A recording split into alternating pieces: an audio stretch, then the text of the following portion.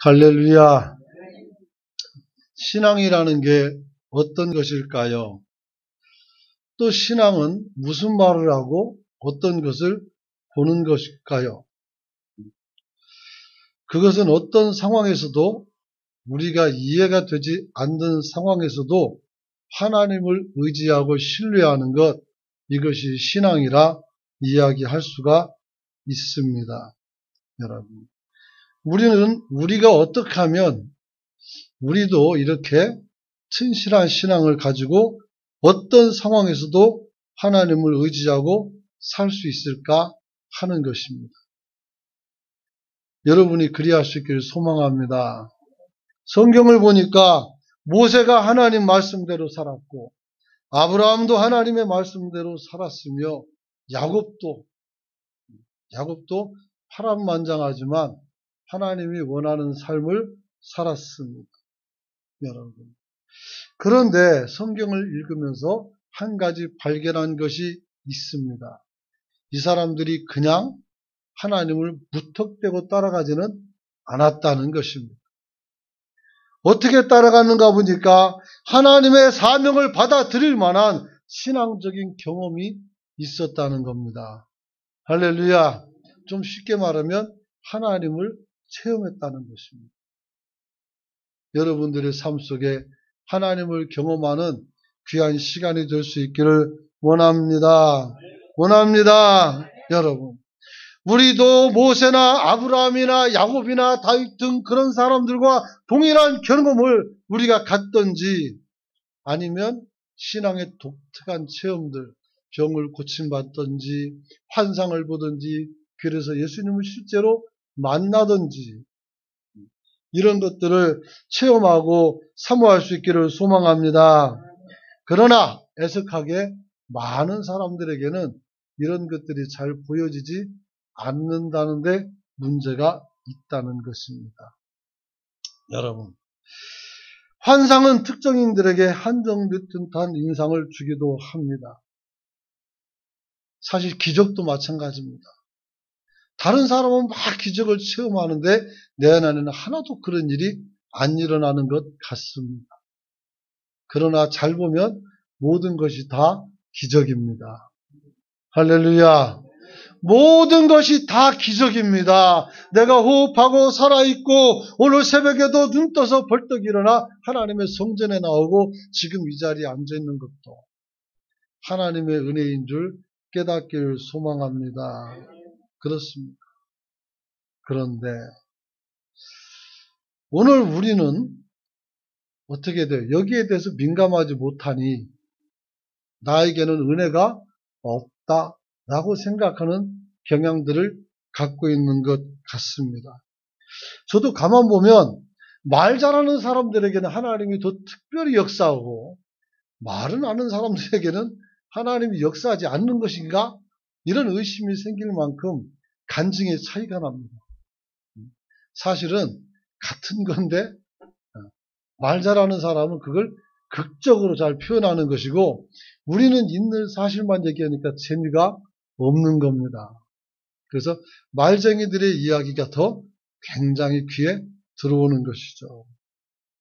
여러분, 그러나 그런 일이 없다고 해서 낙심할 필요는 없습니다. 여러분들이 십자가를 바라볼 수 있기를 소망합니다. 거기에 달려 죽으신 예수님이 있습니다. 그분이 누구인지를 알고 그분이 왜 죽었는지를 안다면 그게 나를 위한 것임을 깨닫는다면 우리는 절대로 어떻게 돼요? 하나님을 모른다 할 수가 없습니다. 도대체 내가 누구길래 주님께서 내가 태어나기 이전부터 나의 허물과 죄를 감당해 주셨을까 하는 것입니다. 그러므로 이제 여러분이 십자가에 달린 주님을 바라보면서 그분과 공감하고 그분의 마음을 이해할 수만 있다면 여러분들이 그의 사랑을 깨달을 수가 있게 되고 그 사랑 안에서 누구보다 크게 녹아져서 큰 소망의 사람이 될 줄 믿습니다. 오늘 본문은 예수님께서 그 십자가 사역을 감당하기 위해서 겪는 고난의 과정, 즉 순환의 과정을 이야기하고 있습니다. 예수님께서 마지막 만찬을 치르신 후에 제자 3명을 데리고 겟세마네 동산에 올라가서 기도합니다. 그때 이렇게 부탁합니다. 얘들아, 내가 죽게 생겼다. 실제로 죽지만 여기서 죽게 생겼다는 말은 너무 힘들다는 거죠. 정말 죽을 것 같이 힘들다는 거죠.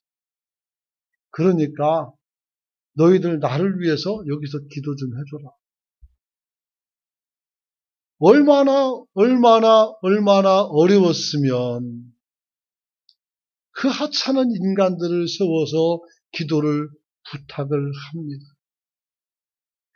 네가 기도해서 내 짐이 조금 가벼워질 수만 있으면, 네가 기도함으로 내가 너를 의지해서 조금만 편할 수만 있다면, 내 등을 기댈 수만 있다면,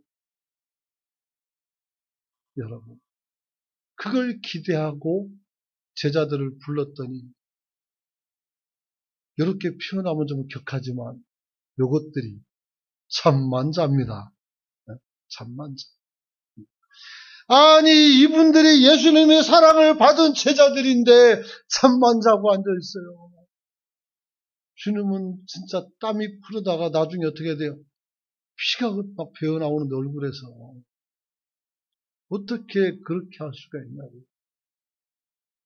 한번 따라서 합시다. 예수님 마음을 아무도 모른다. 아무도 몰라요. 아무도 몰라요. 그잖아요. 예수님 마음을 아무도 모르는 거예요. 여러분. 하루는 길을 가는데 예루살렘 성전으로 올라갑니다. 그때 제자들이 말합니다. 네가 크다 내가 크다 싸웁니다. 무슨 기적이 오는 것도 아니고.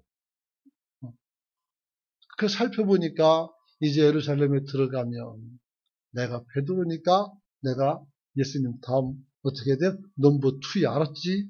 그러니까 네가 무슨 넘버 2인데 내가 더 똑똑하니까 내가 넘버 2야. 이러면서 어떻게 돼요? 싸우는 거예요. 참 기가 막힌 일 아니겠습니까? 나는 지금 죽으러 올라가는데 예수는 뭡니까? 벼슬이나 바라고 있으니 뭐가 안 맞아도 한참 안 맞습니다. 그런데 이런 현상은 오늘날도 동일하게 나타나고 있습니다. 가장 극명하게 나타나는 것이 성탄절입니다. 예수님이 이 땅에 오신 것은 왕으로 오셨으며 그가 이 땅에 많은 사람들의 영혼을 건지고 생명을 건지기 위해서 왔음에도 젊은 애들은 연애질이요. 그잖아요. 사람들은 크리스마스를 통해서 기뻐하는 것까지야 누가 뭐라고 하겠습니까만은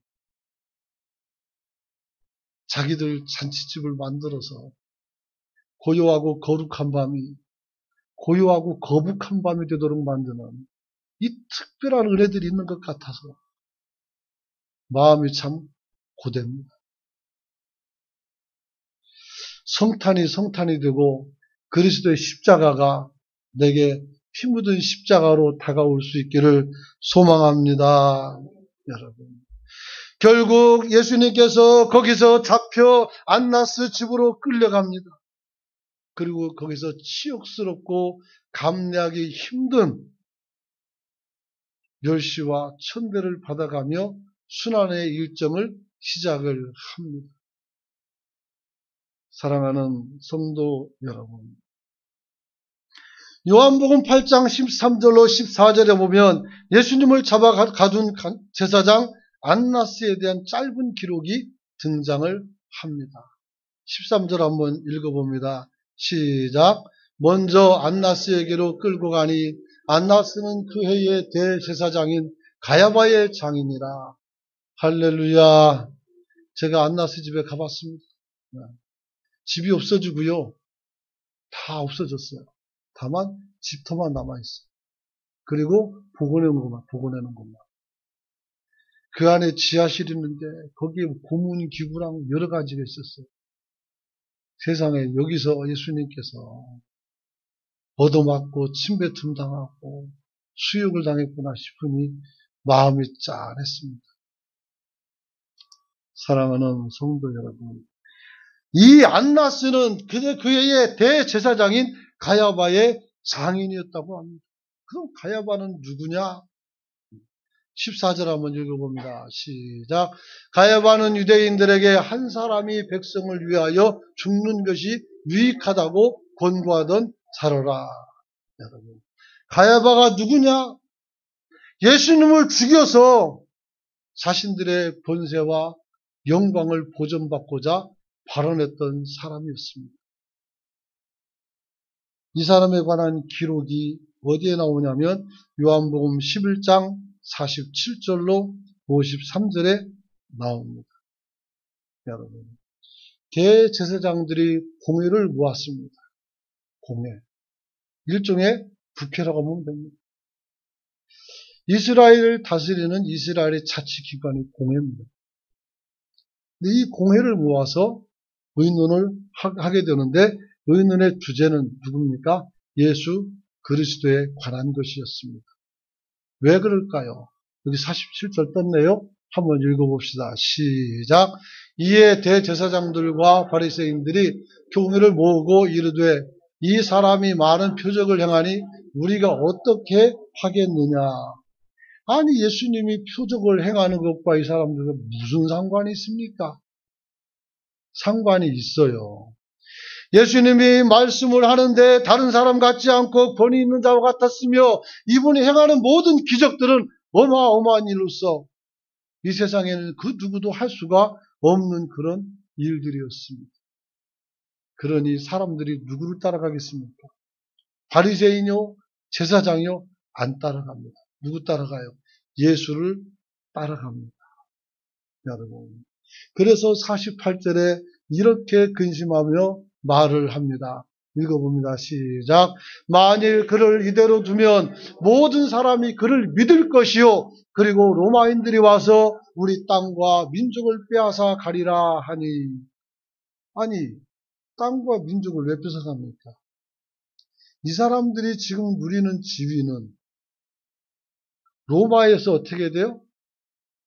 분봉왕을 보내고 총독도 보내놓았지만 그래도 그 마을, 그 지역의 원로급 그리고 지도자급 사람들을 도와서 그들에게 어떻게 됩니까? 땅과 어떻게 돼요? 그 백성들을 맡겨서 다스리도록 하셨단 말이에요. 그런데 사람들이 나를 안 따라오고 예수를 따라가면 로마에서 딱 보고 나서 어떻게 됩니까? 야야 예수가 더 유명하니까 너니 그만둬 하고 자를 수 있단 말이에요.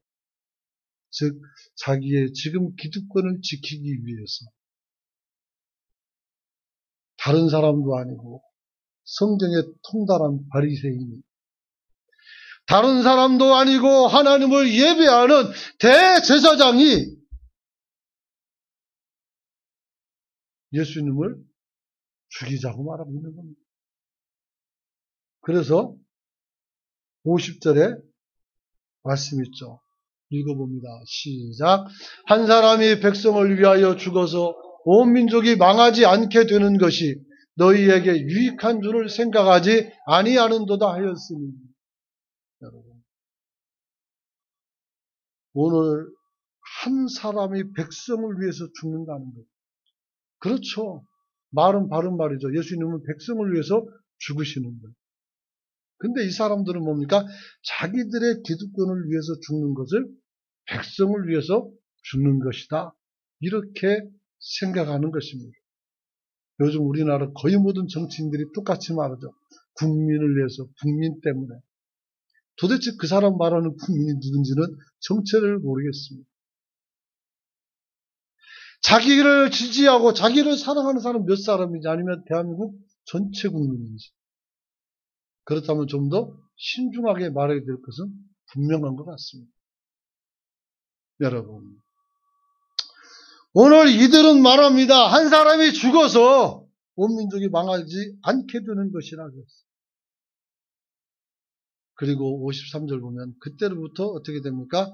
그들이 예수를 죽이려고 하니라 이렇게 말합니다. 그때부터.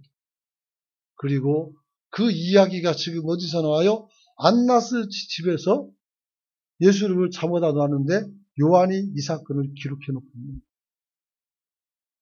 그 안나스의 장인이, 안나스가 장인인데 대제사장인 가야바, 그 사람이 바로 요 말을 한 사람이다. 이 말은 무슨 말입니까? 예수님의 죽음은 의도되고 기획된 거라는 겁니다. 기획된 거. 그냥 우발적으로 주님이 돌아가신 것이 아니라 사람들의 철저한 계획 속에서 하나님의 아들이 죽었다는 사실입니다. 물론 주님께서 이런 계획도 가지고 있었죠. 그렇기 때문에 어떻게 돼요? 하나님께서는 그들의 악한 의도를 사용해서 어떻게 돼요? 하나님의 선한 역사를 만들어갑니다. 하지만 악하게 도구로 사용된 자는 어떻게 해요? 버림받습니다.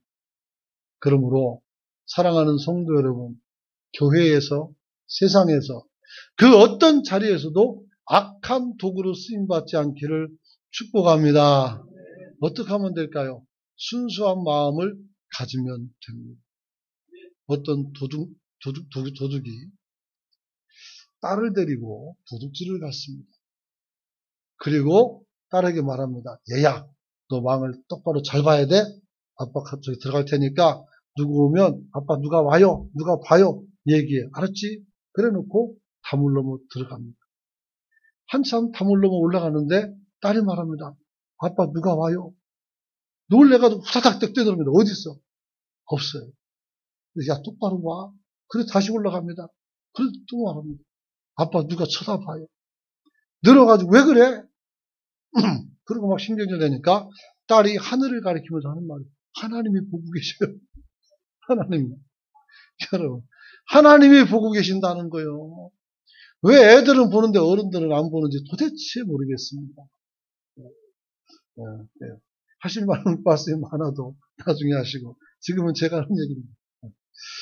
여러분 하나님이 보고 계시는 걸 깨닫기를 소망합니다. 그러한 순수함이 있으면 우리는 언제든지 하나님 앞에 바로 설 수가 있는 것입니다. 결국 가야바의 장인인 안나스는 예수를 신문해서 신성 모독의 죄를 확증합니다. 어떻게 죄를 뒤집어 씌우는가 간단히 설명합니다. 네가 그리스도냐 물었습니다. 그러자 주님께서 뭐라고 말합니까? 내가 말할지라도 네가 믿지 않을 것이고 네가 물어도 난 대답하지 않을 거다. 이렇게 말합니다. 왜? 믿지 않으니까 밝히지 않겠다는 거. 어떤 의도인지 아니까. 그러면서 하시는 말씀이 하지만 이제부터는 인자가 하나님의 권능의 우편에 앉아 계실 것이다. 하고 말씀합니다. 그러자 묻습니다. 야, 네가 그 인자라고 말하는 하나님의 아들이냐? 이렇게 물어봅니다. 그러자 주님께서 말씀합니다. 내가 그라고 이미 말했다. 내가 하나님의 아들이라고 계속 얘기하지 않았냐? 3년 동안 얘기했는데. 그잖아요. 그것을 언급하죠. 그러자 어떻게 됩니까? 우리가 무슨 증언을 더 들을 필요가 있는가? 인간이 하나님의 아들이라고 말하는 것은 진짜 어떻게 됩니까? 신성모독이에요. 그래서 돌로 쳐 죽이는 것이 법입니다. 여러분. 그래서 말합니다. 우리가 친히 그의 입에서 들었다 하면서 어떻게 됩니까? 예수를 고발을 하는 것입니다. 그래서 자기들이 죽일 수 있지만 지금 누가 나라를 다스립니까? 로마 황제가 나라를 다스려요. 그러면 우리 법은 법도 아닌 거요. 그럼 어느 법이요? 로마법이 법인 거죠. 그래서 이들은 예수를 직접 신문할 수가 없어서 빌라도에게 찾아가서 재판하도록 집요하게 그리고 적극적으로 어떻게 됩니까? 행동을 합니다. 요한복음 18장 29절에서 31절 말씀 한번 읽어봅니다. 시작. 그러므로 빌라도가 밖으로 나가서 그들에게 말하되 너희가 무슨 일로 이 사람을 고발하느냐? 대답하여 이르되 이 사람이 행악자가 아니었다면 우리가 당신에게 넘기지 아니하였겠나이다.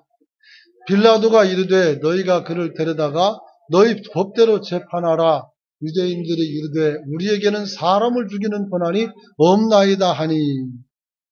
아시겠습니까? 이 글에 나온 이야기가 빌라도에게 찾아간 것은 이 사람을 처벌할 법이 없다는 거예요. 그러면서 먼저 선언적으로 한마디 던지는데 얘가 우리가 죄가 없다면 이 사람 잡아오지도 않았을 것입니다. 이렇게 말합니다. 이 말은 곧 우리가 이 사람의 죄를 어떻게 증명하기 어렵다는 거예요. 로마 법으로는.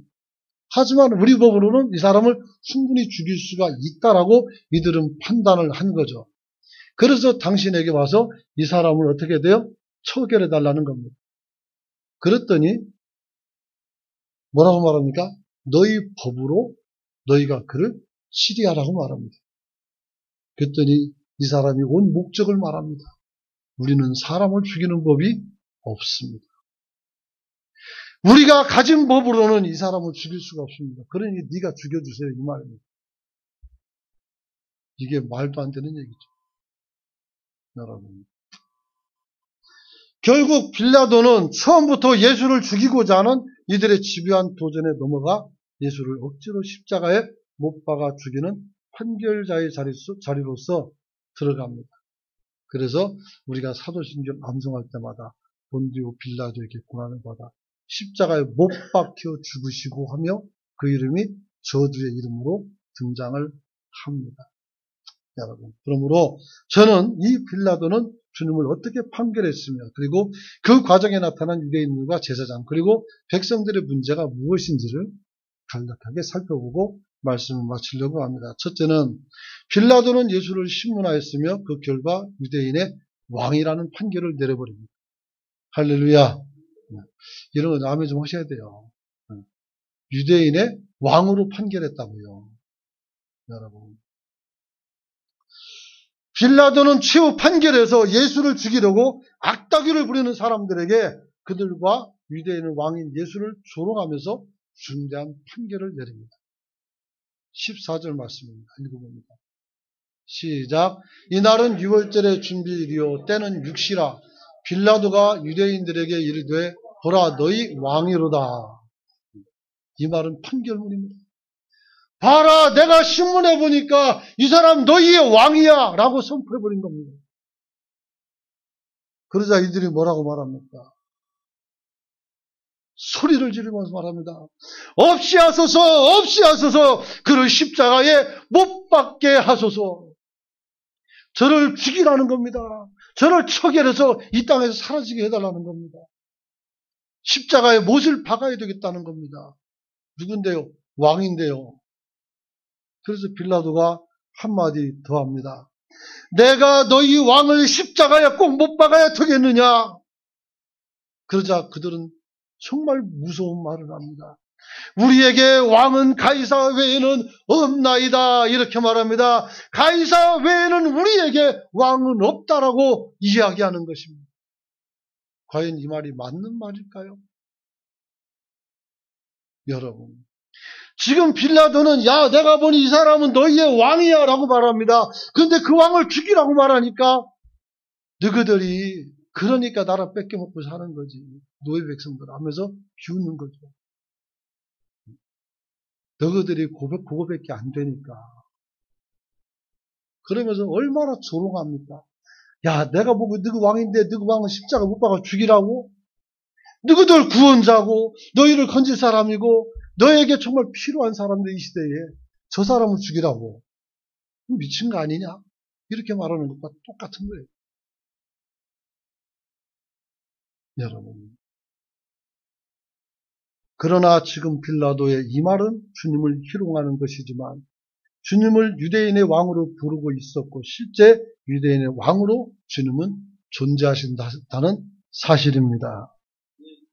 그래서 예수님께서 십자가에 달려 죽으실 때 그 위에다가 이름을 쓰는데 명패를 쓰는데 뭐라고 씁니까? 유대인의 왕이다. 이렇게 씁니다. 그것도 히브리어와 헬라어 두 개 다. 그래서 유대인도 보고 그 다음에 그리스 사람, 그 주변에 있는 모든 사람들이 다 보고 읽을 수 있도록. 그 저분이 누군지 다 읽을 수, 저분이 달린 분이 저기 십자가에 달린 분이 예수님인데 그분이 유대인의 왕이라고 아주 말뚝을 박아놓은 거예요. 그러니 제사장들이 가만히 있겠습니다. 그래서 쫓아가가지고 말리죠. 저걸 띄고 다시 이름을 써주세요. 단어 하나만 넣어주세요. 뭡니까? 자칭. 스스로 칭하기를. 즉 예수님께서 스스로 말하기를 나는 유대인의 왕이다 했다. 이렇게 쓰라는 거예요. 그냥 유대인의 왕과 자칭은 엄청난 차이가 있습니다. 저는 대통령이 아닙니다. 총회장도 아닌데. 근데 제가 내가 이 나라의 진짜 실제적 대통령이야. 내 말 들어. 이건 자칭입니다. 하지만 선거로 해서 찍어서 뽑은 문재인 대통령이 진짜입니다. 아셨습니까? 저는 아니에요. 즉 예수님께서 아무도 인정하지 않는데 스스로 유대인의 왕이라 하는 사람이다 하면서 어떻게 돼요? 그 왕이라는 단어를 어떻게 됩니까? 개인적인 것으로 떨어뜨려서 우리의 왕이 아니라고 부정하는 행동을 한 것입니다. 사랑하는 성도 여러분, 하지만 빌라도는 말합니다. 19장 22절 보면 이렇게 말합니다. 빌라도가 대답하되 내가 쓸 것을 썼다 하니라. 할렐루야. 내가 쓸 것을 썼다는 겁니다. 웃기는 소리 말아라. 내가 보니까 분명히 왕 맞고 나는 왕을 왕이라고 썼는데 네가 왜 문제인데? 이렇게 묻는 겁니다. 여러분, 빌라도 보기에는 그가 진정한 왕이라는 것과 너희 유대인들은 로마의 숙국인으로서 너희 왕을 보호하지 못하고 죽이는 무지몽매한 인간이라고 지금 조롱하고 있는 것입니다.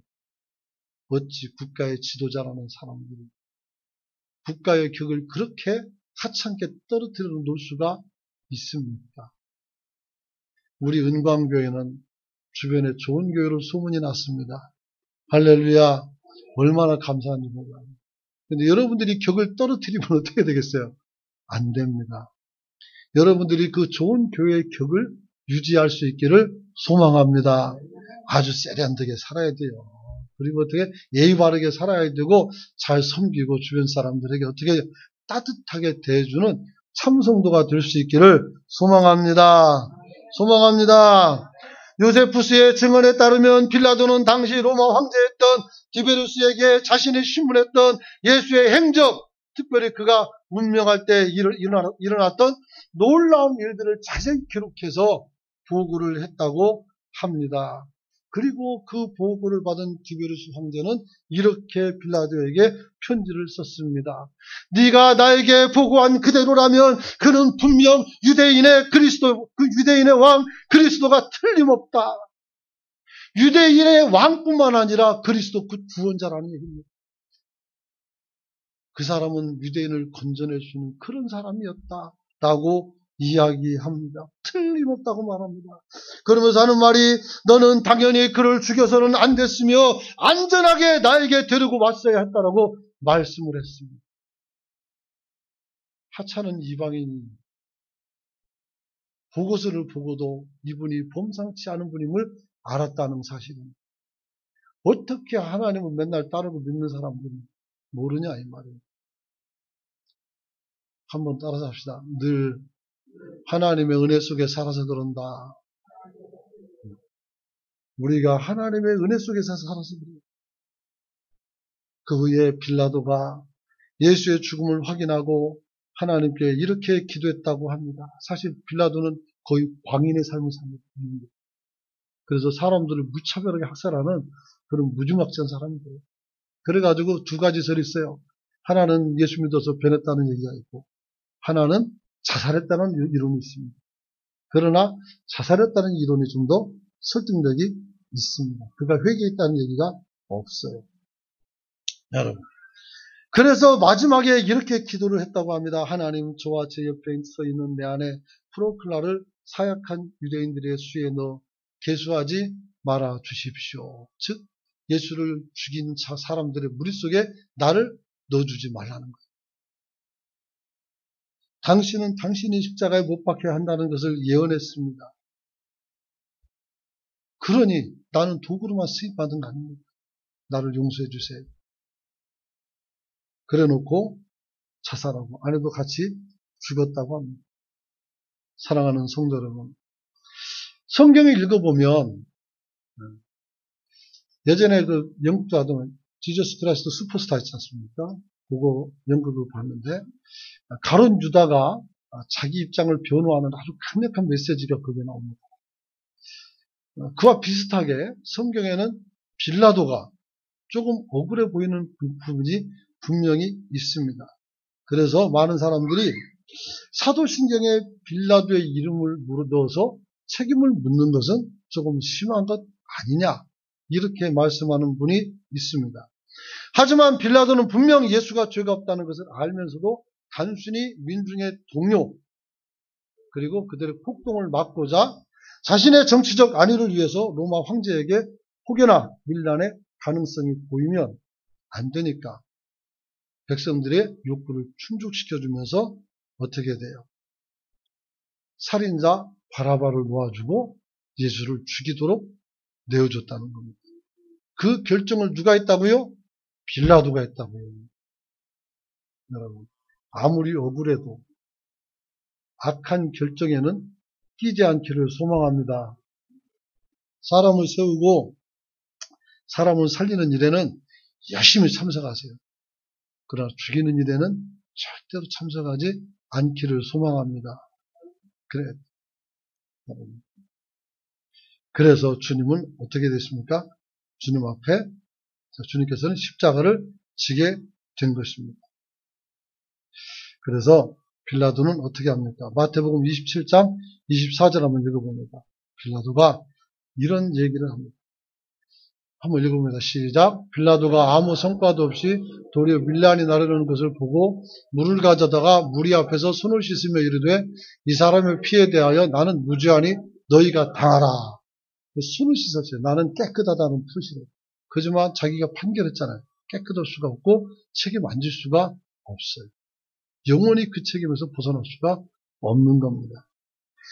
그래서 어떻게 됩니까? 이 말을 들은 유대인들은 25절에서 백성이 한번 읽어봅니다. 시작. 백성이 다 대답하여 이르되 그 피를 우리와 우리 자손에게 돌릴지어다 하거늘. 그래서 그 피를 뒤집어 씁니다. 그래서 어떻게 돼요? 예수를 죽였다는 이유로 어떻게 됩니까? 나라를 빼앗아 버리고 유대인을 전 세계로 흩어버린 거예요. 그 2000년 동안 나라도 없이 못 삽니다. 그리고 유대인들이 세계 경제권을 쥐게 된 이유도 너희들은 예수를 죽인 인간들이니까 더러운 돈이나 만져가지고 그걸로 먹고 살라고 해서 회개하는 일을 시켰단 말이에요. 회계사 같은. 그러다 보니까 이 사람들이 세계 돈을 다 샀거든요. 그래서 저주로서 받은 직위였단 말이에요. 지금도 유대인들이 잘 살죠. 잘 살고. 그러나 그들이 하나님 안에서 비록 저주 속에 살지만 은혜를 덧입었기 때문에 잘 사는 것으로 목사님들은 그렇게 이해를 합니다. 여러분, 두 번째로 예수 십자가 부속 역사에 있어서 대제사장과 바리새인 그리고 백성들의 문제는 무엇입니까? 첫째는 가이사 외에는 우리에게 왕이 없다라고 말한 고백입니다. 이것은 절대로 해서는 안 되는 고백이었습니다. 아무리 급해도 우리 왕이 가이사입니까? 이건 아니죠. 가이사는 누굽니까? 로마 황제입니다. 여러분, 로마 황제예요. 여러분. 이스라엘은 본래 신정국가였습니다. 신정국가라는 것은 하나님이 다스리는 나라를 의미합니다. 하나님이 왕되는 나라였습니다. 그러기에 우리는 다른 사람을 섬길 이유가 전혀 없는 사람들이었습니다. 본래 하나님께서는 이스라엘을 직접 통치하셨던 것을 볼 수가 있습니다. 특별히 이스라엘뿐만 아니라 온 세계를 다스립니다. 그래서 다니엘서 4장 26절 한번 보면 이런 말씀이 있습니다. 또 그들이 그 나무 뿌리에 그루터기를 남겨두라 하셨은즉 하나님이 다스리는 줄을 왕이 깨달은 후에야 왕의 나라가 견고하리다. 이 누구냐면 느부갓네살에게 다니엘이 한 말이에요. 너가 교만해서 하나님이 쳐서 너는 풀 뜯어먹고 살 거라고 이야기하면서 그때 했던 말이에요. 그때 하나님이 다스리는 줄 네가 알게 된다는 거예요. 하다못해 이방인도 이걸 알고 있는데 여러분, 하나님께서는 사람을 만드셨고 그들을 통해 세상을 다스리시는 신정 통치를 실시했습니다. 창세기 1장 27절로 28절 말씀. 사람을 형상대로 만들고 온 만물을 다스리게 하셨습니다. 할렐루야. 그리고 또 하나님께서 선택한 사람을 통해서 주의 나라를 세우기를 원했어요. 그래서 본토 친척 아버지 집을 떠나서 어떻게 내가 지시하는 곳으로 가라 해서 아브라함의 후손을 통해서 백성을 다스렸어요. 뿐만 아니라 왕을 세워달라는 백성들을 향해서 사무엘에게 너를 버린 것이 아니라 나를 버린 것이라고 말씀하시며 이스라엘이 하나님을 떠나 왕을 의지하는 것에 대해서 책망하십니다. 사무엘상 8장 5절로 8절 말씀에 나와 있습니다. 사랑하는 성도 여러분, 그런데 이제 자신의 아들을 이 땅에 주님이 보내셨는데 그 아들의 면전에서 그것도 대제사장이 하나님과 가장 가까이 서 있는 사람, 지성소에 들어가도 죽지 않고 살아나오는 그 사람이 나의 왕은 하나님이 아니라 가이사라뇨. 어찌 이런 사람을 대제사장으로 인정할 수 있습니까? 어찌 이런 사람을 이스라엘의 지도자라고 할 수가 있습니까? 이건 정말 말이 안 되는 일이 아니겠습니까? 여러분. 뿐만 아니라 이방인 빌라도가 유대인의 왕이라는 명패를 달았을 때 그것조차도 용납하지 못하고 자칭이라는 단어를 집어넣게 우겼던 이들의 모습은 참으로 극악하기 이를 데가 없었습니다.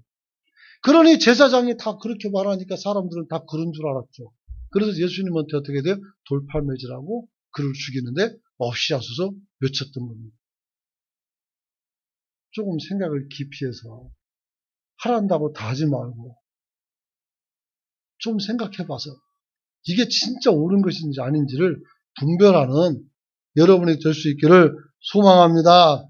그래서 이 무지한 군중들이 어떻게 됩니까? 외칩니다. 뭘 외칩니까? 없이 하소서. 좋은 지도자는 사람들의 입에서 어떻게 됩니까? 축복의 말을 하게 합니다. 그러나 나쁜 지도자는 어떻게 합니까? 사람을 죽이는 말을 하게 합니다. 오택동이 홍위병 만들어서 그 홍위병이 누구예요? 어린 애들이잖아요. 세뇌교육 시켜가지고 자기 아버지와 엄마를 고발하게 만들었어요. 그래야 잘 된다고 하니까 얘들은 모르고 엄마 아버지 막 고발하는 거예요. 그랬더니 세상에 엄마 아버지 총살을 시키는 거예요. 또 그 애들로 죽이게 만드는 거예요. 정말 무시무시한 일 아니겠습니까? 인류 역사에 다시는 이런 일이 일어나서는 안 됩니다. 그런데 지금도 버젓이 이런 일이 백주대낮에 일어나고 있습니다.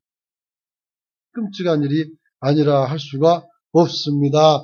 이들은 예수님을 놓아주려는 빌라도의 의지가 보이면 그들은 일어나서 말합니다. 없이 하소서, 없이 하소서, 저를 십자가에 못 박으소서.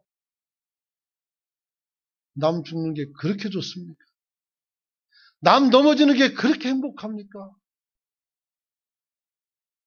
정말 사람들이 무지하고 어리석어도 한참 무지하고 어리석습니다. 분별하십시오. 그건 좋은 게 아닙니다.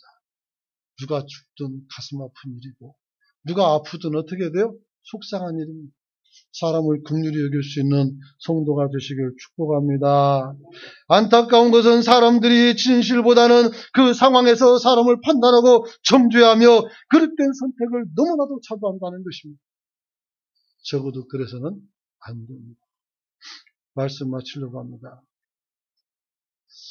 성경은 특이하게도 교회의 머리가 되신 예수 그리스도의 죽음에 대해서 말하고 그의 십자가 처형을 당했음을 사복음서와 바울 서신 등 모든 신약 성경에서 반복적으로 증언을 하고 있습니다.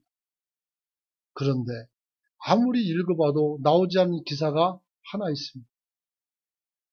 써있지 않은 글이 하나 있어요. 여러분, 그게 뭡니까?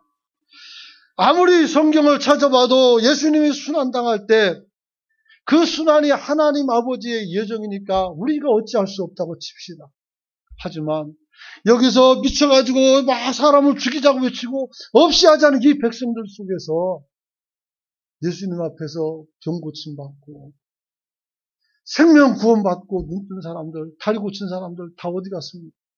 그의 가르침을 들으면서 정말 놀라워하면서 저가 하나님의 아들이라고 말했던 그들은 다 어디가 있었습니까? 그 누구도 아니요, 저 사람은 무죄합니다. 저 사람은 무죄합니다. 누구도 한 사람도 그런 사람이 없었다는 겁니다. 아무리 찾아봐도 그게 나오질 않아요. 오히려 찾아보니까 더 기가 막힌 게 나옵니다. 마가복음 14장 50절 한번 봅시다. 제가 찾아낸 건 이겁니다. 한번 읽어봅니다. 시작. 제자들이 다 예수를 버리고 도망하니라. 예수님 잡히자마자 제자들은 다 도망가 버렸어요. 제자고 도망가는데 다른 사람이야 말할 거 없죠. 아니 주님께서 십자가 달려가지고 얼마나 화가 날까 생각해보면 나 같으면 내려와가지고 도로 다 잡아다 놓고 무릎 꿇어 손들어! 이래놓고 내가 갈 것 같은데 주님은 그러지 않으셨어요. 여러분 52절 한번 봅니다. 52절 한번 봅니다. 51절 이제 같이 떼주세요.